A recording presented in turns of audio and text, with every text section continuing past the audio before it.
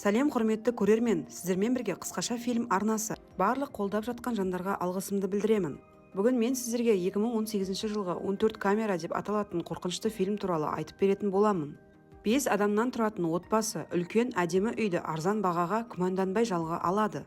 Кейіпкерлер үйдің иесі қонақтарға ескертпестен бірнеше жасырын камералар орнатқанын білмей орналасады. Ол ең интимді сәттерді түсіріп алғысы келеді. Жақсы қаралым тілеймін. Жалдамалы үйде тұратын жас жұбайлардың ыстық суы ақпай қалады. Жігіт мәселені шешу үшін үй иесіне қоңырау шалуды шешеді. Кенеттен оған жағымсыз ер адамның дауысы жауап беріп, ол дөрекі бола бастайды. Жігіт қызметке таң қалады және де қызына қонақ үй бөлмесіне көшуді ұсынады. Бүкіл үйде орнатылған жасырын камералар тәулік бойы болып жатқан барлық нәрсені, соның ішінде интимді сәттерді түсіреді. Барлық болып жатқан жағдайды Джеральд есімді кәрі азғын үнемі бақылап отырады. Ерлі зайыптылар өз істерімен кетіп қалғанда, ол қыздың